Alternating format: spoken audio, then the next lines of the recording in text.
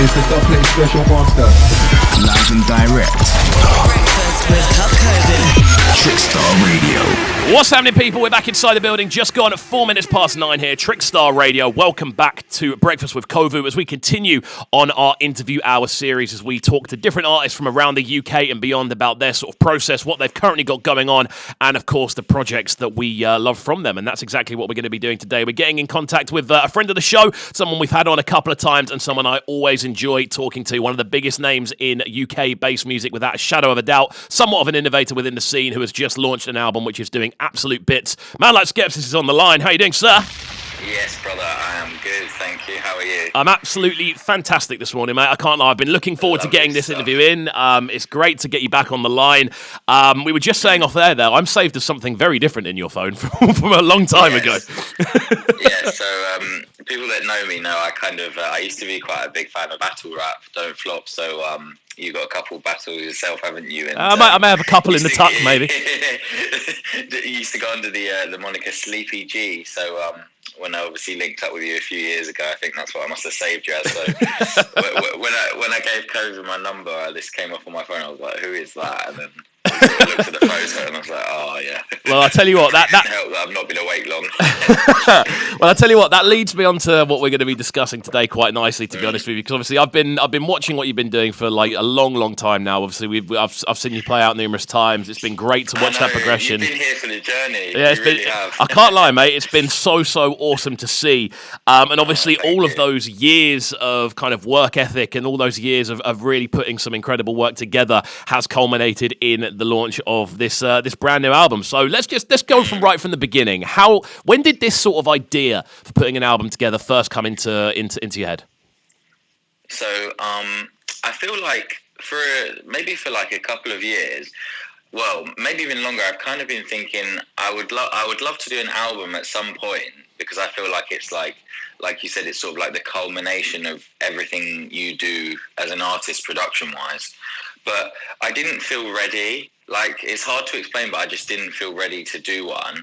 And then I think it was probably around the start of last year, I guess, around the start of the pandemic, where I thought, you know what, like, I'm going to have so much free time now. I've probably got like a couple of tracks finished, but I really just want to like knuckle down, and also in the studio at the same time, like improve my production, sort of like learn on the job almost. So, of course. Yeah, I had a few months where I was literally just grinding out so much production work, and then the vision kind of came together last year pretty much. So it was actually quite recently. And then I really underestimated how much work goes into it, though. It's a very grueling process. I was going to say this was imagine. This is what I was going to ask. Obviously, as someone who has, I suppose, come up in a scene which is quite single based, shall we say? A lot of the releases are quite short form. They tend to be one or two, maybe three tracks a lot of the time. How did you find actually transitioning from that sort of smaller project mindset into creating something which is essentially a long form project? Yeah, the old LP, isn't it? Yeah. But yeah, I don't know. I did find it quite difficult, because I didn't want it to just be like, 15 tracks of bangers, because it would just kind of defeat the point of the album. And to be honest, I've been like producing multiple genres for like dabbling for years. I've always loved like many different styles of electronic music, and I just thought I'd love to like put them out, because up to that point I'd only put out sort of a very sort of similar club-based sound. And like, obviously sometimes you hear, I want the album to basically just have some sort of variation and progression, I guess. So it was for me, the thing I liked the most was just sort of getting these other styles out there, because I think it surprised a lot of people, and like that's what I most wanted, to be honest, to kind of expand my palette almost. 100%. Yeah, no, I did. I've really loved the process, even though it has been long. Like I said, like even down to the things you don't think about, like the track list order. I rearranged the tracks like literally about 20 times, just to try. Because once it's out there, it's out there. You can't rush your art. Like, it's literally, you got to make sure it's perfect. 100%. No, it felt so weird, because it just felt like for months. and months. I was just like planning this, and then it's finally out now, and that's it. Like, do you feel there's like a kind of weight off your shoulders now it is out there? Because obviously you do, as you say, you put so many months of work into this singular drop essentially, and then now it's out there. How do you feel? Do you feel like there's almost like a weight been lessened? I guess so, yeah. Like I was, I've been planning like my next couple releases, but my manager was like, "You need to chill for a bit." Like, come on. But no, it's it really hasn't. Like you said, up till this point, really, I'd only ever put singles out, and I'd maybe put one EP out. But that's just kind of the format. A lot of the formats of dance music, and in sort of like the bass scene, there's really like not that many albums. Like, especially from the new gen. So I just thought this is something that I've always wanted to do. Because I don't know if you heard, even before I was sort of making bass stuff, I used to make some grime as well. I've received the care package or two of my type. Yeah, I do remember that one. Yeah, I used to, around probably about 6-7 years ago. But no, so happy it's out there, and obviously want to say thank you to anyone that's listened to it. Very happy with the response. I was going to say, let's talk about the response to this project, mate, because I've been looking at numerous posts that have been popping up on my timeline. I've been seeing people tweeting about it. The iTunes chart seems to have been not necessarily new ground, but the response in that sort of area seems to have been quite crazy from what I've seen. Yeah, I mean, obviously, I'm not exactly sure how it works and how many people actually buy albums anymore. But it was quite. I was pretty blown away because it got to number 2 in the dance chart in the UK, and it got to number 17 in the main chart. It got to number 17 in the main UK chart. Yeah, like the main. Yeah, so I was like, whoa, like I didn't expect that, basically. That is a genuinely incredible achievement, bro. Like, I've got to say, hats off to you. Thank you. I'm gonna run with the moniker top 20 now. I'm just gonna run with it. Bro, do it 100%. The iTunes chart, yeah. But no, I was really happy with that. So there was 15 tracks, 5 of them had already been released, and then 10 new ones on there. I thought it was okay balance. And we'd released 2 singles a week before each. Again with Kano and his Kira, which you just played, and then Lose My Mind with Window Kid. So yeah, it was good to had a few collaborators on the album, mostly vocal actually. But, yeah, I was going to say there does seem to be quite a strong sort of focus. I feel more so than usual with the sort of vocal side of things. Like, do you want to run through who is actually involved in the project, because it's quite a stacked up selection? Yeah, so that was another aspect, I guess, for like a dance music producer, especially doing an album. I feel like with the sort of Spotify and stream-based world, you kind of got to keep it fresh on the vocal front, and I feel like the more vocal features, the better. Like, especially with a long project. So yeah, we've got. There's quite a few rappers. Obviously, I've always been into like my rap and my hip hop and stuff. So, got Screwfizzer on there, who he's very talented. He's obviously been around for a few years. We sort of made this, I don't know, it's like garagey 4x4 thing called Bumper, and then obviously got Window Kid, bru-c, my Crewcast boys. Then I've got a track with Emily Mackish. She's a wicked singer. Got a collaboration with Kajama, which had already come out in April, and then a couple of other bits as well.